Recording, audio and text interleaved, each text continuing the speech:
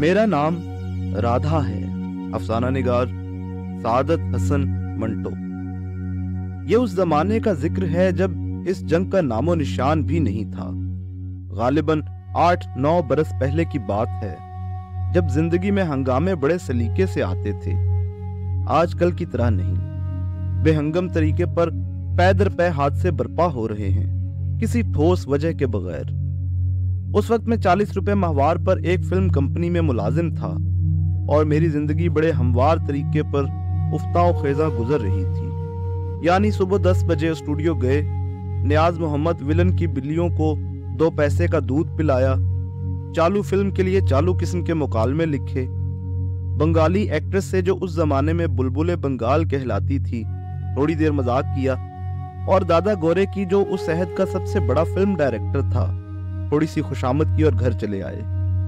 جیسا کہ میں عرض کر چکا ہوں، زندگی بڑے ہموار طریقے پر افتاء و خیزاں گزر رہی تھی۔ اسٹوڈیو کا مالک ہرمز جی فرام جی، جو موٹے موٹے لال گالوں والا موجی قسم کا ایرانی تھا، ایک ادھیڑ عمر کی خوجہ ایکٹریس کی محبت میں گرفتار تھا۔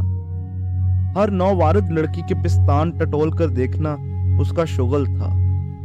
کلکتہ کے بازار کی ایک مسلمان رنڈی تھی جو اپنے ڈائریکٹر، ساؤنڈ ریکارڈسٹ اور سٹوری رائٹر تینوں سے بیک وقت عشق لڑا رہی تھی۔ اس عشق کا مطلب یہ تھا کہ ان تینوں کا التفات اس کے لیے خاص طور پر محفوظ رہے۔ بن کی سندری کی شوٹنگ چل رہی تھی۔ نیاز محمد ولن کی جنگلی بلیوں کو، جو اس نے خدا معلوم اسٹوڈیو کے لوگوں پر کیا اثر ڈالنے کے لیے پال رکھی تھیں، 2 پیسے کا دودھ پلا کر میں ہر روز اس بن کی سندری کے لیے ایک غیر مانوس زبان میں مکالمے لکھا کرتا تھا۔ اس فلم کی کہانی کیا تھی، پلاٹ کیسا تھا، اس کا علم جیسا کہ ظاہر ہے مجھے بالکل بھی نہیں تھا، کیونکہ میں اس زمانے میں ایک منشی تھا جس کا کام صرف حکم ملنے پر جو کچھ کہا جائے، غلط سلط اردو میں جو ڈائریکٹر صاحب کی سمجھ میں آ جائے، پینسل سے ایک کاغذ پر لکھ کر دینا ہوتا تھا۔ خیر، بن کی سندری کی شوٹنگ چل رہی تھی اور یہ افواہ گرم تھی کہ ویمپ کا پارٹ ادا کرنے کے لیے ایک نیا چہرہ سیٹ ہرمز جی فرام جی کہیں سے لا رہے ہیں۔ ہیرو کا پارٹ راج کشور کو دیا گیا تھا۔ راج کشور راولپنڈی کا ایک خوش شکل اور صحت مند نوجوان تھا۔ اس کے جسم کے متعلق لوگوں کا یہ خیال تھا کہ بہت مردانہ اور سڈول ہے۔ میں نے کئی مرتبہ اس کے متعلق غور کیا، مگر مجھے اس کے جسم میں جو یقیناً کثرتی اور متناسب تھا کوئی کشش نظر نہ آئی۔ مگر اس کی وجہ یہ بھی ہو سکتی ہے کہ میں بہت ہی دبلا اور مریل قسم کا انسان ہوں اور اپنے ہم جنسوں کے متعلق اتنا زیادہ غور کرنے کا عادی نہیں جتنا ان کے دل و دماغ اور روح کے متعلق سوچنے کا عادی ہوں۔ مجھے راج کشور سے نفرت نہیں تھی، اس لیے کہ میں نے اپنی عمر میں شاذ و نادر ہی کسی انسان سے نفرت کی ہے، مگر وہ مجھے کبھی کچھ زیادہ پسند نہیں تھا۔ اس کی وجہ میں آہستہ آہستہ آپ سے بیان کروں گا۔ راج کشور کی زبان، اس کا لب و لہجہ جو ٹھیٹھ راولپنڈی کا تھا، مجھے بے حد پسند تھا۔ میرا خیال ہے کہ پنجابی زبان میں اگر کہیں خوبصورت قسم کی شیرینی ملتی ہے تو راولپنڈی کی زبان ہی میں آپ کو مل سکتی ہے۔ اس شہر کی زبان میں ایک عجیب قسم کی مردانہ نسائیت ہے جس میں بیک وقت مٹھاس اور گھلاوٹ ہے۔ اگر راولپنڈی کی کوئی عورت آپ سے بات کرے تو ایسا لگتا ہے کہ لذیذ آم کا رس آپ کے منہ میں چوایا جا رہا ہے، مگر میں آموں کی نہیں راج کشور کی بات کر رہا تھا جو مجھے آم سے بہت کم عزیز تھا۔ راج کشور، جیسا کہ میں عرض کر چکا ہوں، ایک خوش شکل اور صحت مند نوجوان تھا۔ یہاں تک بات ختم ہو جاتی تو مجھے کوئی اعتراض نہ ہوتا، مگر مصیبت یہ ہے کہ اسے یعنی راج کشور کو خود اپنی صحت اور اپنی خوش شکل ہونے کا احساس تھا، ایسا احساس جو کم از کم میرے لیے ناقابل قبول تھا۔ صحت مند ہونا بڑی اچھی چیز ہے، مگر دوسروں پر اپنی صحت کو بیماری بنا کر عائد کرنا بالکل دوسری چیز ہے۔ راج کشور کو یہی مرض لاحق تھا کہ وہ اپنی صحت، اپنی تندرستی، اپنے متناسب اور سڈول اعضاء کی غیر ضروری نمائش کے ذریعے ہمیشہ دوسرے لوگوں کو جو اس سے کم صحت مند تھے مروب کرنے کی کوشش میں مصروف رہتا تھا۔ اس میں کوئی شک نہیں کہ मैं दायमी मरीज हूँ, कमजोर हूँ, मेरे एक फेफड़े में हवा खींचने की ताकत बहुत कम है, मगर खुदाए वाहिद शाहिद है कि मैंने आज तक इस कमजोरी का कभी प्रोपेगेंडा नहीं किया। हालांकि मुझे इसका पूरी तरह इल्म है कि इंसान अपनी कमजोरियों से इसी तरह फायदा उठा सकता है जिस तरह के अपनी ताकतों से उठा सकता है, मगर मेरा ईमान है कि हमें ऐसा नहीं करना चाहिए। खूबसूरती मेरे नज़दीक वो खूबसूरती है जिसकी दूसरे बुलंद आवाज में नहीं बल्कि दिल ही दिल में तारीफ करें। मैं उस सेहत को बीमारी समझता हूँ जो निगाहों के साथ पत्थर बनकर टकराती है। राज किशोर में वो तमाम खूबसूरतियां मौजूद थीं जो एक नौजवान मर्द में होनी चाहिए, मगर अफसोस है कि उसे उन खूबसूरतियों का निहायत ही भोंडा मुजाहिरा करने की आदत थी। आपसे बात कर रहा है और अपने एक बाजू के पट्टे अकड़ा रहा है और खुद ही दाद दे रहा है। निहायत ही अहम गुफ्तगू हो रही है, यानी स्वराज का मसला छिड़ा है और वो अपने खादी के कुर्ते के बटन खोलकर अपने सीने की चौड़ाई का अंदाजा कर रहा है। मैंने खादी के कुर्ते का जिक्र किया तो मुझे याद आया कि राज किशोर पक्का कांग्रेसी था। हो सकता है वो इसी वजह से खादी के कपड़े पहनता हो, मगर मेरे दिल में हमेशा इस बात की खटक रही है कि उसे अपने वतन से इतना प्यार नहीं था जितना कि उसे अपनी जात से था। बहुत लोगों का ख्याल था कि राज किशोर के मुतालिक जो मैंने राय कायम की है सरासर गलत है, इसलिए कि स्टूडियो के बाहर हर शख्स उसका मद्दाह था, उसके जिस्म का, उसके ख्यालात का, उसकी सादगी का, उसकी जुबान का जो खास रावलपिंडी की थी और मुझे बेहद पसंद थी। दूसरे एक्टरों की तरह वो अलग थलग रहने का आदी नहीं था। कांग्रेस पार्टी का कोई जलसा हो तो राज किशोर को आप वहां जरूर पाएंगे। कोई अदबी मीटिंग हो रही है तो राज किशोर वहां जरूर पहुंचेगा। अपनी मसरूफ जिंदगी में से वो अपने हमसायों और मामूली जान पहचान के लोगों के दुख दर्द में शरीक होने के लिए भी वक्त निकाल लिया करता था। सब फिल्म प्रोड्यूसर उसकी इज्जत करते थे क्योंकि उसके कैरेक्टर की पाकीज़गी का बहुत शोहरा था। फिल्म प्रोड्यूसरों को छोड़िए, पब्लिक को भी इस बात का अच्छी तरह इल्म था कि राज किशोर एक बहुत बुलंद किरदार का मालिक है। फिल्मी दुनिया में रहकर किसी शख्स का गुनाह के धब्बों से पाक रहना बहुत बड़ी बात है। यूं तो राज किशोर एक कामयाब हीरो था, मगर उसकी खूबी ने उसे एक बहुत ही ऊंचे रुतबे पर पहुंचा दिया था। नागपाड़े में जब मैं शाम को पान वाले की दुकान पर बैठता था तो अक्सर एक्टर एक्ट्रेसों की बातें हुआ करती थी। करीब करीब हर एक्ट्रेस और एक्ट्रेस के मुतालिक कोई ना कोई स्कैंडल मशहूर था, मगर राज किशोर का जब भी जिक्र आता, श्यामलाल पनवाड़ी बड़े फखरिया लहजे में कहा करता, मंटो साहब, राज भाई ही ऐसा एक्टर है जो लंगोट का पक्का है। मालूम नहीं श्यामलाल उसे राज भाई कैसे कहने लगा था। उसके मुतालिक मुझे इतनी ज्यादा हैरत नहीं थी, इसलिए कि राज भाई की मामूली से मामूली बात भी एक कारनामा बनकर लोगों तक पहुंच जाती थी। मसलन बाहर के लोगों को उसकी आमदन का पूरा हिसाब मालूम था। अपने वालिद को माहवार खर्च क्या देता है, यतीम खानों के लिए कितना चंदा देता है, उसका अपना जेब खर्च क्या है, ये सब बातें लोगों को इस तरह मालूम थी जैसे उन्हें अजबर याद कराई गई हैं। श्यामलाल ने एक रोज मुझे बताया कि राज भाई का अपनी सौतेली माँ के साथ बहुत ही अच्छा सलूक है। उस जमाने में जब आमदन का कोई जरिया नहीं था, बाप और उसकी नई बीवी उसे तरह तरह के दुख देते थे, मगर मरहबा है राज भाई कि उसने अपना फर्ज पूरा किया और उनको सर आंखों पर जगह दी। अब दोनों छप्पड़ खटों पर बैठे राज करते हैं। हर रोज सुबह सवेरे राज अपनी सौतेली माँ के पास जाता है और उसके चरण छूता है, बाप के सामने हाथ जोड़कर खड़ा हो जाता है और जो हुक्म मिले फौरन बजा लाता है।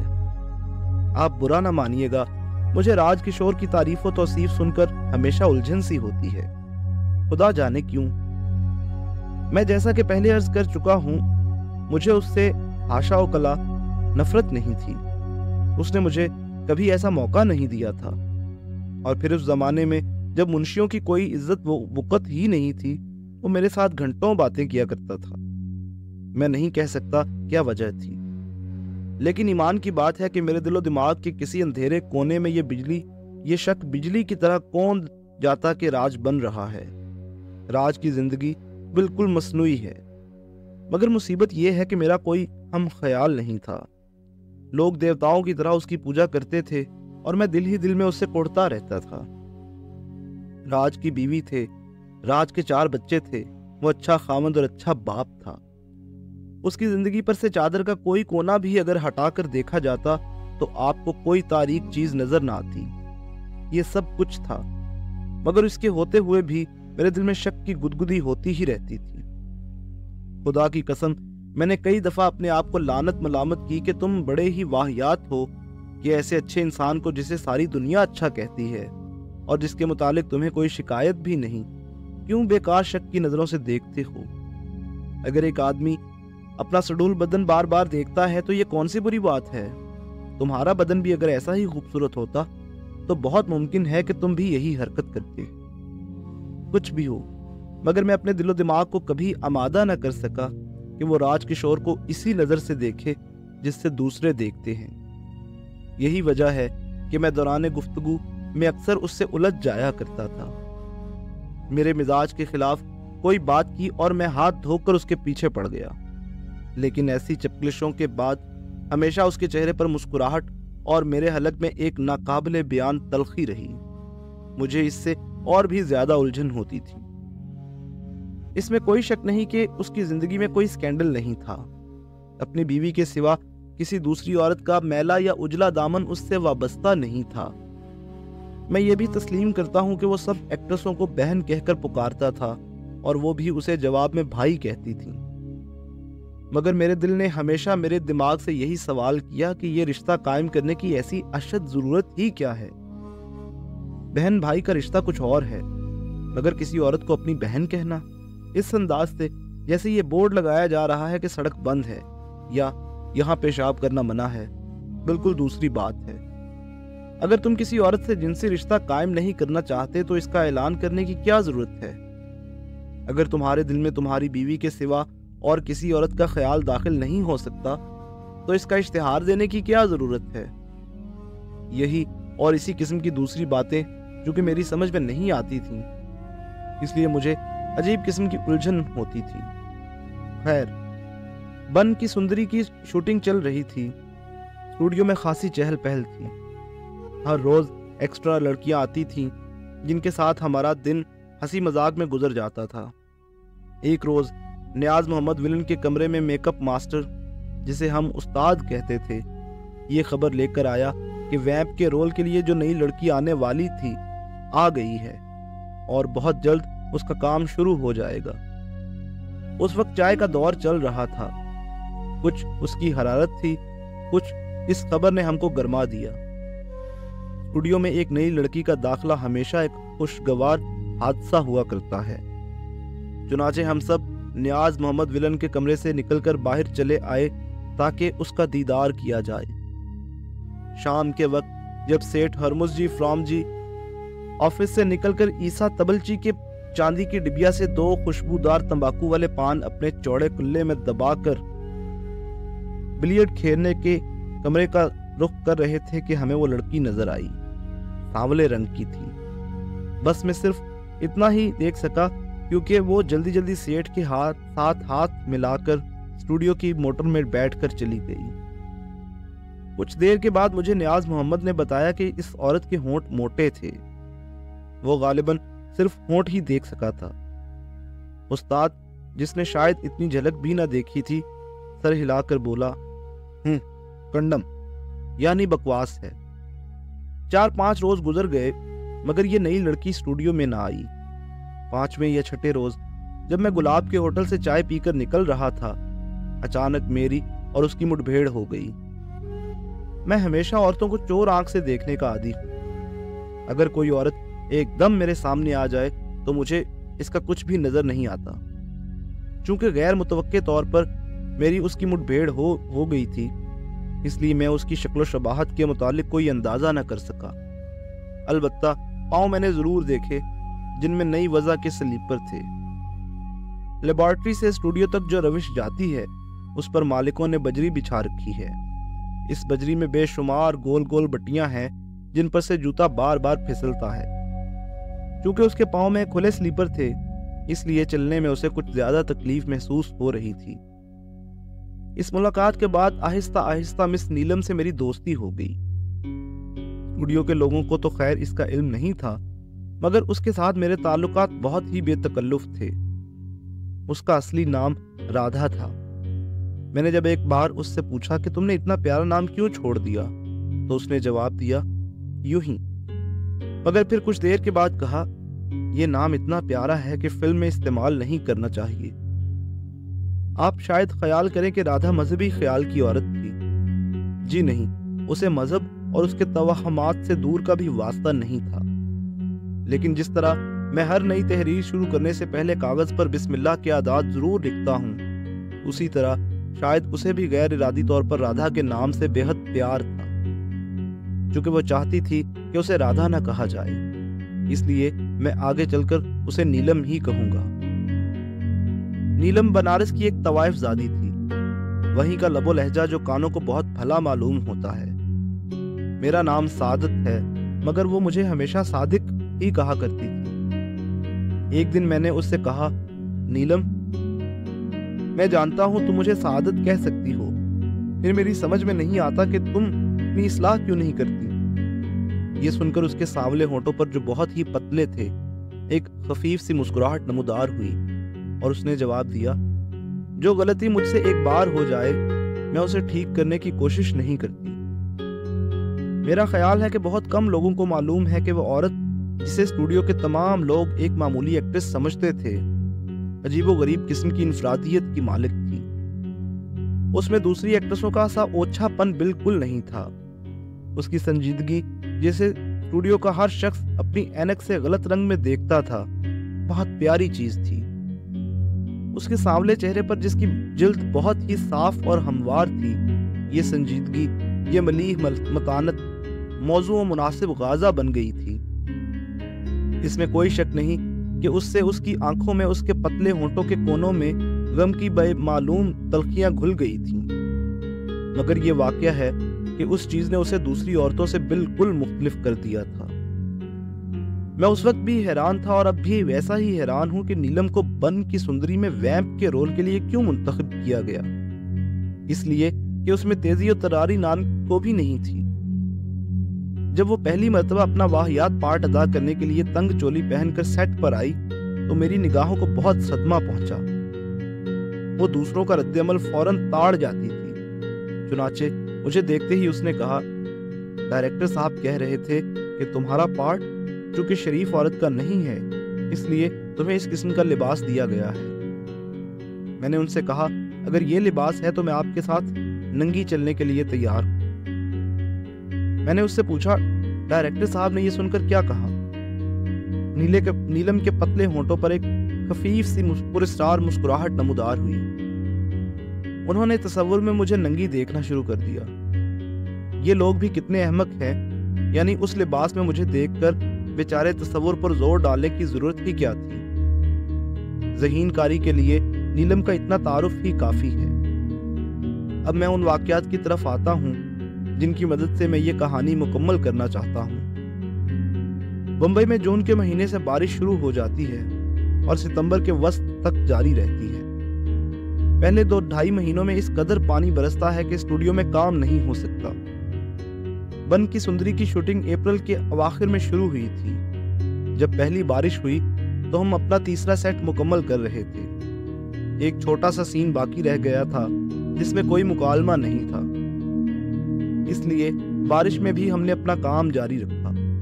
مگر جب یہ کام ختم ہو گیا تو ہم ایک عرصے کے لیے بیکار ہو گئے۔ اس دوران میں اسٹوڈیو کے لوگوں کو ایک دوسرے کے ساتھ مل بیٹھنے کا موقع ملتا ہے۔ میں تقریباً سارا دن گلاب کے ہوٹل میں بیٹھا چائے پیتا رہتا تھا۔ جو آدمی بھی اندر آتا تھا یا تو سارے کا سارا بھیگا ہوتا تھا یا آدھا۔ باہر کی سب مکھیاں پناہ لینے کے لیے اندر جمع ہو گئی تھی۔ اس قدر غلیظ فضا تھی کہ الاما۔ ایک کرسی پر چائے نچوڑنے کا کپڑا پڑا تھا، دوسری پر پیاز کاٹنے کی بدبودار چھڑی پڑی جھک مار رہی ہے۔ گلاب صاحب پاس کھڑے ہیں اور اپنے گوشت خوردہ لگے دانتوں تلے بمبئی کی اردو چبا رہے ہیں۔ تم ادھر کو جانے کو نہیں سکتا، ہم ادھر سے جا کے آتا، بہت لفڑا ہوگا, ہاں بڑا واندہ ہو جائے گا. اس ہوٹل میں چھت کوروگیٹڈ سٹیل کی تھی. سیٹھ ہرمز جی, فرام جی, ان کے سالے ایڈل جی اور ہیروئنوں کے سوا سب لوگ آتے تھے. نیاز محمد کو تو دن میں کئی مرتبہ یہاں آنا پڑتا تھا کیونکہ وہ چنی منی نام کی 2 بلیاں پال رہا تھا. راج کشور دن میں ایک چکر لگاتا تھا. جو ہی وہ اپنے لمبے قد اور کثرتی بدن کے ساتھ دہلیز پر نمودار ہوتا, میرے سوا ہوٹل میں بیٹھے ہوئے تمام لوگوں کی آنکھیں تمتما اٹھتی. ایکسٹرا لڑکے اٹھ کر راج بھائی کو کرسی پیش کرتے اور جب وہ ان میں سے کسی کی پیش کی ہوئی کرسی پر بیٹھ جاتا تو سارے پروانوں کی مانند اس کے گرد جمع ہو جاتے. اس کے بعد 2 قسم کی باتیں سننے میں آتی. ایکسٹرا لڑکوں کی زبان پر پرانی فلموں میں راج بھائی کے کام کی تعریف کی اور خود راج کشور کی زبان پر اس کے اسکول چھوڑ کر کالج اور کالج چھوڑ کر فلمی دنیا میں داخل ہونے کی تعریف. چونکہ مجھے یہ سب باتیں زبانی یاد ہو چکی تھیں, اس لیے جو ہی راج کشور ہوٹل میں داخل ہوتا میں اس سے سلیکٹ کرنے کے بعد باہر نکل جاتا. ایک روز جب بارش تھمی ہوئی تھی اور ہرمز جی, فرام جی کا ایسیلیشن کتا نیاز محمد کی 2 بلیوں سے ڈر کر گلاب کے ہوٹل کی طرف دم دبائے بھاگا آ رہا تھا, میں نے مولسری کے درخت کے نیچے بنے ہوئے گول چبوترے پر نیلم اور راج کشور کو باتیں کرتے ہوئے دیکھا. راج کشور کھڑا حسب عادت ہولے ہولے جھول رہا تھا, جس کا مطلب یہ تھا کہ وہ اپنے خیال کے مطابق نہایت ہی دلچسپ باتیں کر رہا ہے. مجھے یاد نہیں کہ نیلم سے راج کشور کا تعارف کب اور کس طرح ہوا, مگر نیلم تو اسے فلمی دنیا میں داخل ہونے سے پہلے ہی اچھی طرح جانتی تھی اور شاید 1-2 مرتبہ اس نے مجھ سے برسبیل تذکرہ اس کے متناسب اور خوبصورت جسم کی تعریف بھی کی تھی. میں گلاب کے ہوٹل سے نکل کر ریکارڈنگ روم کے چھجے تک پہنچا تو راج کشور نے اپنے چوڑے کاندھے پر سے کھادی کا تھیلا ایک جھٹکے کے ساتھ اتارا اور اسے کھول کر ایک موٹی کاپی باہر نکالی. میں سمجھ گیا یہ راج کشور کی ڈائری تھی. ہر روز تمام کاموں سے فارغ ہو کر اپنی سوتیلی ماں کا آشیرواد لے کر راج کشور سونے سے پہلے ڈائری لکھنے کا عادی ہے. یوں تو اسے پنجابی زبان بہت عزیز ہے, مگر یہ روز نامچہ انگریزی میں لکھتا ہے, جس میں کہیں ٹیگور کے نازک سٹائل کی اور کہیں گاندھی کے سیاسی طرز کی جھلک نظر آتی ہے. اس کی تحریر پر شیکسپیئر کے ڈراموں کا اثر بھی کافی ہے, مگر مجھے اس مرکب میں لکھنے والے کا خلوص کبھی نظر نہیں آیا. اگر یہ ڈائری آپ کو کبھی مل جائے تو آپ کو راج کشور کی زندگی کے 10-15 برسوں کا حال معلوم ہو سکتا ہے. اس نے کتنے روپے چندے میں دیے, کتنے غریبوں کو کھانا کھلایا, کتنے جلسوں میں شرکت کی, کیا پہنا کیا اتارا. اور اگر میرا قیافہ درست ہے تو آپ کو اس ڈائری کے کسی ورق پر میرے نام کے ساتھ 35 روپے بھی لکھے نظر آ جائیں گے, جو میں نے اس سے ایک بار قرض لیے تھے اور اس خیال سے ابھی تک واپس نہیں کیے کہ وہ اپنی ڈائری میں ان کی واپسی کا ذکر کبھی نہیں کرے گا. خیر, نیلم کو وہ اس ڈائری کے چند اوراق پڑھ کر سنا رہا تھا. میں نے دور ہی سے اس کے خوبصورت ہونٹوں کی جنبش سے معلوم کر لیا کہ وہ شیکسپیرین انداز میں بھوکی حمد بیان کر رہا ہے. مولسری کے درخت کے نیچے گول سیمنٹ لگے چبوترے پر خاموش بیٹھی تھی. اس کے چہرے کی ملیح متانت پر راج کشور کے الفاظ کوئی اثر پیدا نہیں کر رہے تھے. وہ راج کشور کی ابری ہوئی چھاتی کی طرف دیکھ رہی تھی. اس کے کرتے کے بٹن کھلے تھے اور سفید بدن پر اس کی چھاتی کے کالے بال بہت ہی خوبصورت معلوم ہوتے تھے. اسٹوڈیو میں چاروں طرف ہر چیز دھلی ہوئی تھی. نیاز محمد کی 2 بلیاں بھی جو عام طور پر غلیظ رہا کرتی تھیں, اس روز بہت صاف ستھری دکھائی دے رہی تھیں. دونوں سامنے بینچ پر لیٹی نرم نرم بینچوں سے اپنا منہ دھو رہی تھیں. نیلم جارجٹ کی بے داغ سفید ساڑی میں ملبوس تھی. بلاؤز سفید لینن کا تھا جو اس کی سانولی اور سڈول باہوں کے ساتھ ایک نہایت ہی خوشگوار اور مدھم سا تضاد پیدا کر رہا تھا. نیلم اتنی مختلف کیوں دکھائی دے رہی ہے؟ ایک لہجے کے لیے یہ سوال میرے دماغ میں پیدا ہوا اور ایک دم اس کی اور میری آنکھیں چار ہوئیں تو مجھے اس کی نگاہ کے اضطراب میں اپنے سوال کا جواب مل گیا. نیلم محبت میں گرفتار ہو چکی تھی. اس نے ہاتھ کے اشارے سے مجھے بلایا. تھوڑی دیر ادھر ادھر کی باتیں ہوئیں. جب راج کشور چلا گیا تو اس نے مجھ سے کہا, آج آپ میرے ساتھ چلیے گا. شام کو 6 بجے میں نیلم کے مکان پر تھا. جو ہی ہم اندر داخل ہوئے اس نے اپنے بیگ صوفے پر پھینکا اور مجھ سے نظر ملائے بغیر کہا, آپ نے جو کچھ سوچا ہے غلط ہے. میں اس کا مطلب سمجھ گیا تھا. چنانچہ میں نے جواب دیا, تمہیں کیسے معلوم ہوا کہ میں نے کیا سوچا تھا؟ اس کے پتلے ہونٹوں پر خفیف سی مسکراہٹ پیدا ہوئی۔ اس لیے ہم دونوں نے ایک ہی بات سوچی تھی۔ آپ نے شاید بعد میں غور نہیں کیا، مگر میں بہت سوچ بچار کے بعد اس نتیجے پر پہنچی ہوں کہ ہم دونوں غلط تھے۔ اگر میں کہوں کہ ہم دونوں صحیح تھے، اس نے صوفے پر بیٹھتے ہوئے کہا، تو ہم دونوں بیوقوف ہیں۔ یہ کہہ کر فوراً ہی اس کے چہرے کی سنجیدگی اور زیادہ سنبھلا گئی۔ صادق، یہ کیسے ہو سکتا ہے؟ میں بچی ہوں جو مجھے اپنے دل کا حال معلوم نہیں۔ تمہارے خیال کے مطابق میری عمر کیا ہو گئی؟ 22 برس۔ بالکل درست۔ لیکن تم نہیں جانتے کہ 10 برس کی عمر میں مجھے محبت کے معنی معلوم تھے۔ معنی کیا ہوئے جی؟ خدا کی قسم میں محبت کرتی تھی۔ 10 سے لے کر 16 برس تک میں ایک خطرناک محبت میں گرفتار رہی ہوں۔ میرے دل میں اب کیا خاک کسی کی محبت پیدا ہوگی؟ یہ کہہ کر اس نے میرے منجمد چہرے کی طرف دیکھا اور مضطرب ہو کر کہا، تم کبھی نہیں مانو گے، میں تمہارے سامنے اپنا دل نکال کر رکھ دوں، پھر بھی تم یقین نہیں کرو گے۔ میں تمہیں اچھی طرح جانتی ہوں۔ بھائی خدا کی قسم، وہ مر جائے جو تم سے جھوٹ بولے۔ میرے دل میں اب کسی کی محبت پیدا نہیں ہو سکتی، لیکن اتنا ضرور ہے کہ یہ کہتے کہتے وہ ایک دم رک گئی۔ میں نے اس سے کچھ نہ کہا کیونکہ وہ گہرے فکر میں غرق ہو گئی تھی۔ شاید وہ سوچ رہی تھی کہ اتنا ضرور کیا ہے۔ تھوڑی دیر کے بعد اس کے پتلے ہونٹ پر وہی خفیف پراسرار مسکراہٹ نمودار ہوئی جس سے اس کے چہرے کی سنجیدگی میں تھوڑی سی عالمانہ شرارت پیدا ہو جاتی تھی۔ صوفے پر سے ایک جھٹکے کے ساتھ اٹھ کر اس نے کہنا شروع کیا، میں اتنا ضرور کہہ سکتی ہوں کہ یہ محبت نہیں ہے، اور کوئی بلا ہو تو میں کہہ نہیں سکتی۔ صادق، میں تمہیں یقین دلاتی ہوں۔ میں نے فوراً ہی کہا، یعنی تم اپنے آپ کو یقین دلاتی ہو؟ وہ جل گئی۔ تم بہت کمینے ہو۔ کہنے کا ایک ڈھنگ ہوتا ہے۔ آخر تمہیں یقین دلانے کی مجھے ضرورت ہی کیا پڑی ہے؟ میں اپنے آپ کو یقین دلا رہی ہوں، مگر مصیبت یہ ہے کہ آ نہیں رہا۔ کیا تم میری مدد نہیں کر سکتے؟ یہ کہہ کر وہ میرے پاس بیٹھ گئی اور اپنے داہنے ہاتھ کی چنگلیاں پکڑ کر مجھ سے پوچھنے لگی، راج کشور کے متعلق تمہارا کیا خیال ہے؟ میرا مطلب ہے، تمہارے خیال کے مطابق راج کشور میں وہ کون سی چیز ہے جو مجھے پسند آئی ہے؟ چنگلیاں چھوڑ کر اس نے ایک ایک کر کے دوسری انگلیاں پکڑنی شروع کر دیں۔ مجھے اس کی باتیں پسند نہیں، مجھے اس کی ایکٹنگ پسند نہیں، مجھے اس کی ڈائری پسند نہیں، جانے کیا خرافات سنا رہا تھا۔ خود ہی تنگ آ کر وہ اٹھ کھڑی ہوئی۔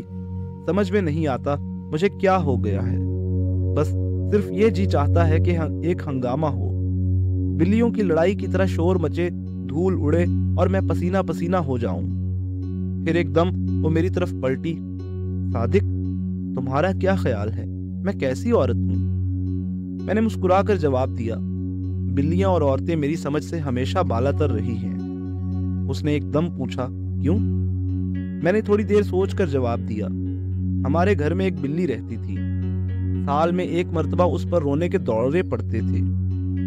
اس کا رونا دھونا سن کر کہیں سے ایک بلہ آ جایا کرتا تھا، پھر ان دونوں میں اس قدر لڑائی اور خون خرابہ ہوتا کہ الاما، مگر اس کے بعد وہ خالہ بلی 4 بچوں کی ماں بن جایا کرتی تھی۔ نیلم کا جیسے منہ کا ذائقہ خراب ہو گیا۔ تھو، تم کتنے گندے ہو۔ پھر تھوڑی دیر بعد الائچی سے منہ کا ذائقہ درست کرنے کے بعد اس نے کہا، مجھے اولاد سے نفرت ہے۔ خیر، ہٹاؤ جی اس قصے کو۔ یہ کہہ کر نیلم نے پان دان کھول کر اپنی پتلی پتلی انگلیوں سے میرے لیے پان لگانا شروع کر دیا۔ چاندی کی چھوٹی چھوٹی کلیوں سے اس نے بڑی نفاست سے چمچی کے ساتھ چونا اور کتھا نکال کر رگیں نکالے ہوئے پان پر پھیلایا اور گلوری بنا کر مجھے دی۔ صادق، تمہارا کیا خیال ہے؟ یہ کہہ کر وہ خالی ذہن ہو گئی۔ میں نے پوچھا، کس بارے میں؟ اس نے سروتے سے بنی ہوئی چھالیاں کاٹتے ہوئے کہا، اس بکواس کے بارے میں جو خواہ مخواہ شروع ہو گئی ہے۔ یہ بکواس نہیں تو کیا ہے؟ یعنی میری سمجھ میں کچھ آتا ہی نہیں، خود ہی پھاڑتی ہوں، خود ہی رفو کرتی ہوں۔ اگر یہ بکواس اسی طرح جاری رہے تو جانے کیا ہوگا۔ تم جانتے ہو میں بہت زبردست عورت ہوں۔ زبردست سے تمہاری کیا مراد ہے؟ نیلم کے پتلے ہونٹوں پر وہی خفیف پراسرار مسکراہٹ پیدا ہوئی۔ تم بڑے بے شرم ہو، سب کچھ سمجھتے ہو، مگر مہین مہین چٹکیاں لے کر مجھے اکساؤ گے ضرور۔ یہ کہتے ہوئے اس کی آنکھوں کی سفیدی گلابی رنگت اختیار کر گئی۔ تم سمجھتے کیوں نہیں کہ میں بہت گرم مزاج کی عورت ہوں؟ یہ کہہ کر اٹھ کھڑی ہوئی۔ اب تم جاؤ، میں نہانا چاہتی ہوں۔ میں چلا گیا۔ اس کے بعد نیلم نے بہت دنوں تک راج کشور کے بارے میں مجھ سے کچھ نہ کہا، مگر اس دوران میں ہم دونوں ایک دوسرے کے خیالات سے واقف تھے۔ جو کچھ وہ سوچتی تھی مجھے معلوم ہو جاتا تھا، اور جو کچھ میں سوچتا تھا اسے معلوم ہو جاتا تھا۔ کئی روز تک یہی خاموش تبادلہ جاری رہا۔ ایک دن ڈائریکٹر کی پلانی جو بن کی سندری بنا رہا تھا، ہیروئن کی ریہرسل سن رہا تھا۔ ہم سب میوزک روم میں جمع تھے۔ نیلم ایک کرسی پر بیٹھی اپنے پاؤں کی جنبش سے ہولے ہولے تال دے رہی تھی۔ ایک بازاری قسم کا گانا مگر دھن اچھی تھی۔ جب ریہرسل ختم ہوئی تو راج کشور کاندھے پر کھادی کا تھیلا رکھے کمرے میں داخل ہوا۔ ڈائریکٹر کے پلانی، music director Ghosh, sound recordist PAN موگھا، ان سب کو فردن فردن اس نے انگریزی میں آداب کیا۔ ہیروئن مس ایدن بائی کو ہاتھ جوڑ کر نمسکار کیا اور کہا، ایدن بہن، کل میں نے آپ کو کرافرڈ مارکیٹ میں دیکھا۔ میں آپ کی بھابھی کے لیے موسمبیاں خرید رہا تھا کہ آپ کی موٹر نظر آئی۔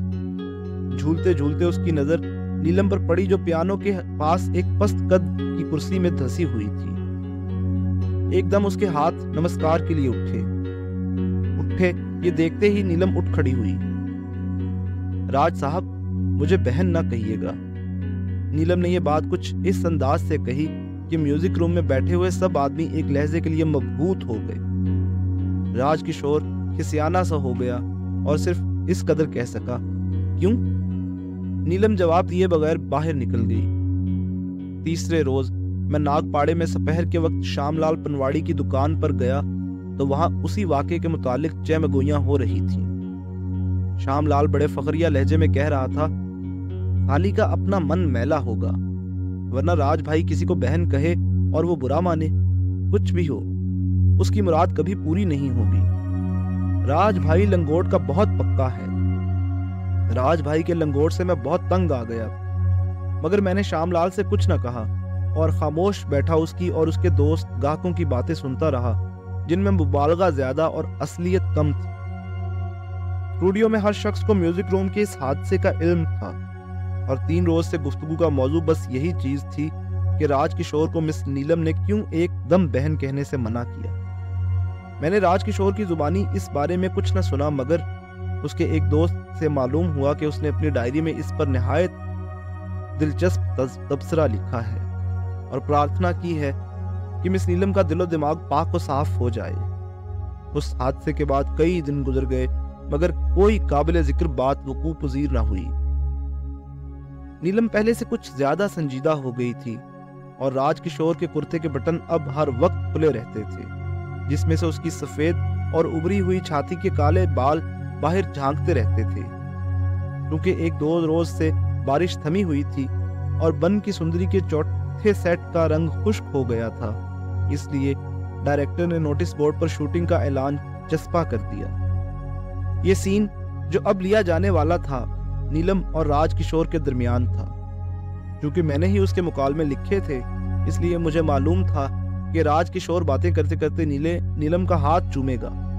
اس سین میں چومنے کی بالکل گنجائش نہ تھی، مگر چونکہ عوام کے جذبات کو اکسانے کے لیے عام طور پر فلموں میں عورتوں کے ایسے لباس پہنائے جاتے ہیں جو لوگوں کو ستائیں، اس لیے ڈائریکٹر کی پلانی نے پرانے نسخے کے مطابق دست بوسی کا یہ ٹچ رکھ دیا۔ جب شوٹنگ شروع ہوئی تو میں دھڑکتے ہوئے دل کے ساتھ سیٹ پر موجود تھا۔ راج کشور اور نیلم دونوں کا رد عمل کیا ہوگا، اس کے تصور ہی سے میرے جسم میں سنسنی کی ایک لہر دوڑ جاتی تھی، مگر سارا سین مکمل ہو گیا اور کچھ نہ ہوا۔ ہر مکالمے کے بعد ایک تھکا دینے والی آہنگی کے ساتھ برقی لیمپ روشن اور گل ہو جاتے، سٹارٹ اور کٹ کی آوازیں بلند ہوتی، اور شام کو جب سین کے کلائمیکس کا وقت آیا تو راج کشور نے بڑے رومانی انداز میں نیلم کا ہاتھ پکڑا، مگر کیمرے کی طرف پیٹ کر کے اپنا ہاتھ چوم کر الگ ہو گیا۔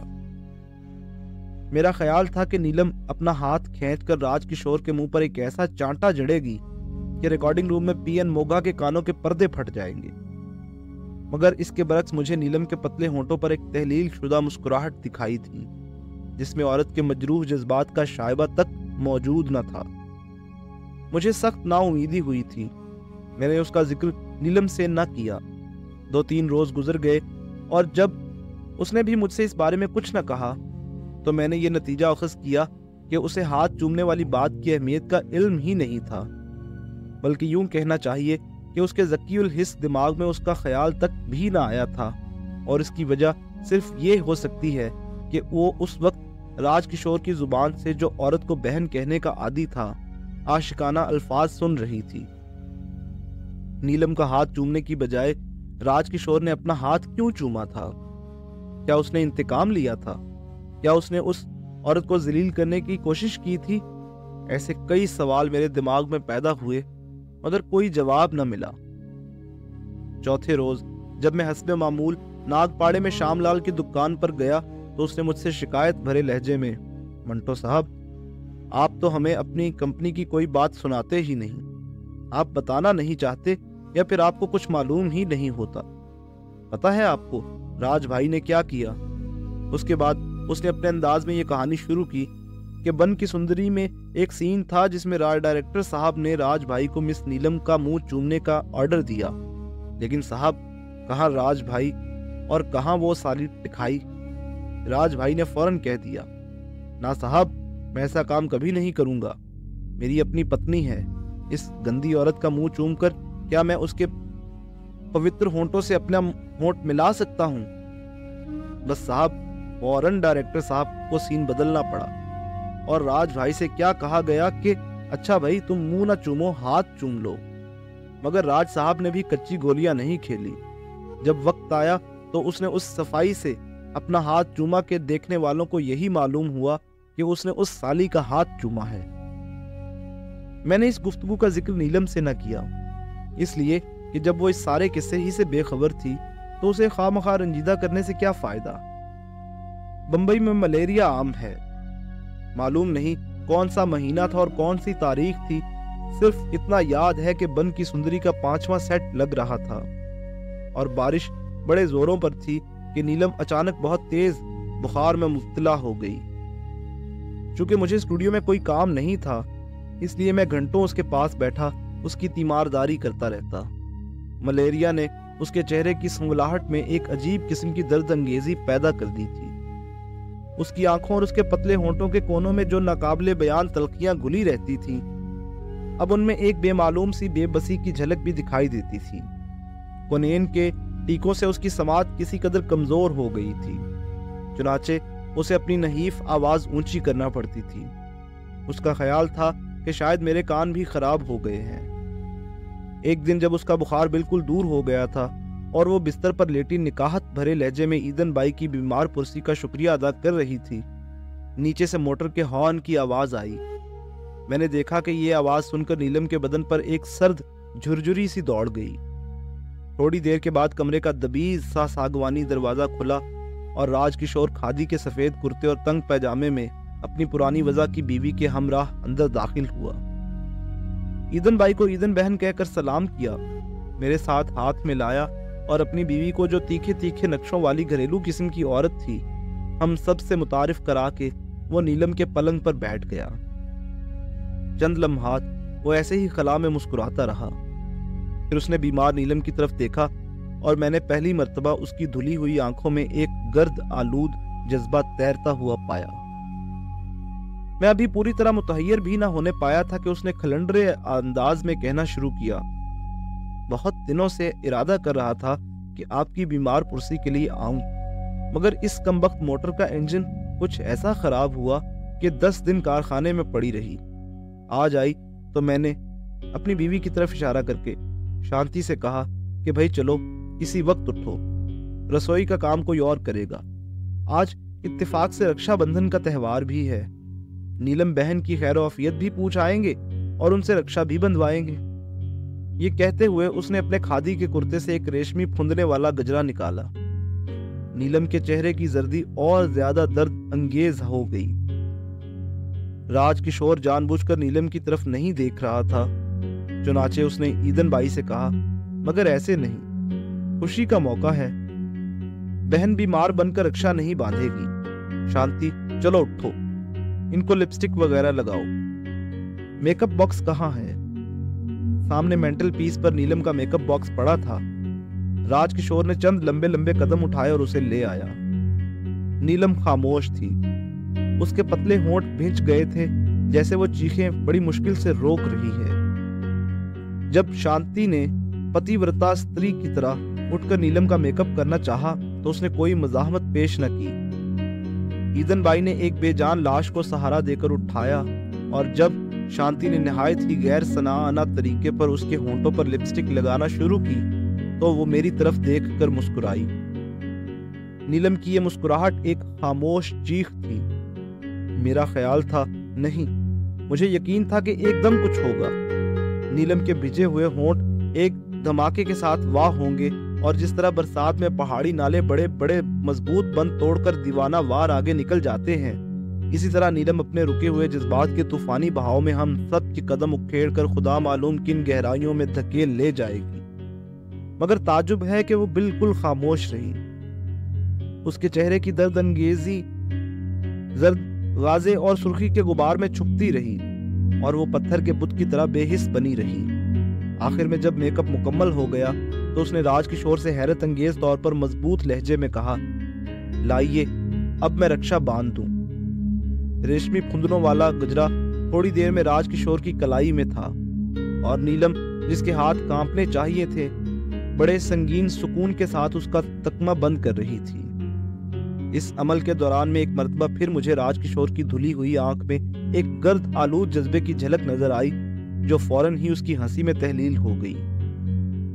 राजकिशोर ने एक लिफाफे में रस्म के मुताबिक नीलम को कुछ रुपए दिए, जो उसने शुक्रिया अदा करके अपने तकिए के नीचे रख लिए। जब वो लोग चले गए, मैं और नीलम अकेले रह गए, तो उसने मुझ पर एक उजड़ी हुई निगाह डाली और तकिए पर सर रखकर खामोश लेट गई। पलंग पर राजकिशोर अपना थैला भूल गया था। जब नीलम ने उसे देखा, तो पांव से एक तरफ कर दिया। मैं तकरीबन 2 घंटे उसके पास बैठा अखबार पढ़ता रहा। जब उसने कोई बात न की, तो मैं रुखसत लिए बगैर चला आया। इस वाक़े के 3 रोज बाद मैं नागपाड़े में अपनी 9 रुपए माहवार की खोली के अंदर बैठा शेव कर रहा था, और दूसरी खोली से अपनी हमसाई मिसेस फर्नांडिस की गालियां सुन रहा था कि एकदम कोई अंदर दाखिल हुआ। मैंने पलट कर देखा, नीलम थी। एक लहजे के लिए मैंने ख्याल किया कि नहीं, कोई और है। उसके होंठों पर गहरे सुर्ख रंग की लिपस्टिक कुछ इस तरह फैली हुई थी, जैसे मुंह से खून निकल निकल कर बहता रहा और पूछा नहीं गया। सर का एक बाल भी सही हालत में नहीं था। सफेद साड़ी की बोटियां उड़ी हुई थीं, ब्लाउज के 3-4 हुक खुले थे, और उसकी सांवली छातियों पर खराशें नजर आ रही थी। नीलम को इस हालत में देखकर मुझसे पूछा ही न गया कि तुम्हें क्या हुआ और मेरी खोली का पता लगाकर तुम कैसे पहुंची हो। पहला काम मैंने ये किया कि दरवाजा बंद कर दिया। जब मैं कुर्सी खींचकर उसके पास बैठा, तो उसने अपने लिपस्टिक से लिथड़े हुए होंठ खोले और कहा, मैं सीधी यहाँ आ रही हूँ। मैंने आहिस्ता से पूछा, कहाँ से? अपने मकान से, और मैं तुमसे ये कहने आई हूं कि अब वो बकवास जो शुरू हुई थी खत्म हो गई है। कैसे? मुझे मालूम था कि वो फिर मेरे मकान पर आएगा, उस वक्त जब और कोई नहीं होगा। चुनाचे वो आया अपना थैला लेने के लिए। ये कहते हुए उसके पतले होंठों पर जो लिपस्टिक ने बिल्कुल बेशक्ल कर दिए थे, वही खफीफ सी मुस्कुराहट नमूदार हुई। वो अपना थैला लेने आया था। मैंने कहा, चलिए, दूसरे कमरे में पड़ा है। मेरा लहजा शायद बदला हुआ था, क्योंकि वो कुछ घबरा सा गया। मैंने कहा, घबराइए नहीं। जब हम दूसरे कमरे में दाखिल हुए, तो मैं थैला देने की बजाय ड्रेसिंग टेबल के सामने बैठ गई और मेकअप करना शुरू कर दिया। यहां तक बोलकर वो खामोश हो गई। सामने मेरे टूटे हुए मेज पर शीशे के गिलास में पानी पड़ा था। उसे उठाकर नीलम गटागट पी गई, और साड़ी के पल्लू से होंठ पोंछकर उसने अपना सिलसिला कलाम जारी किया। मैं 1 घंटे तक मेकअप करती रही। जितनी लिपस्टिक होंठों पर थप सकती थी मैंने थोपी, जितनी सुर्खी मेरे गालों पर चढ़ सकती थी मैंने चढ़ाई। मैं खामोश एक कोने में खड़ा आईने में मेरी शक्ल देखता रहा। जब मैं बिल्कुल चुड़ैल बन गई तो मजबूत कदमों के साथ चलकर मैंने दरवाजा बंद कर दिया। फिर क्या हुआ? मैंने जब अपने सवाल का जवाब हासिल करने के लिए नीलम की तरफ देखा तो मुझे बिल्कुल मुख्तलिफ नजर आई। साड़ी से होंठ पोंछने के बाद उसके होंठों की रंगत कुछ अजीब सी हो गई थी। इसके अलावा उसका लहजा इतना ही तपा हुआ था जितना सुर्ख गर्म किए हुए लोहे का जिसे हथौड़े से कूटा जा रहा हो। उस वक्त तो वो चुड़ैल नजर नहीं आ रही थी, लेकिन जब उसने मेकअप किया होगा तो जरूर चुड़ैल दिखाई देती होगी।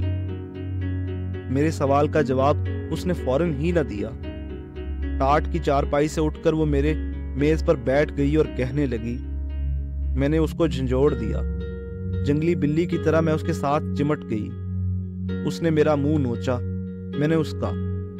बहुत देर तक हम दोनों एक दूसरे के साथ कुश्ती लड़ते रहे। ओह, उसमें बला की ताकत थी।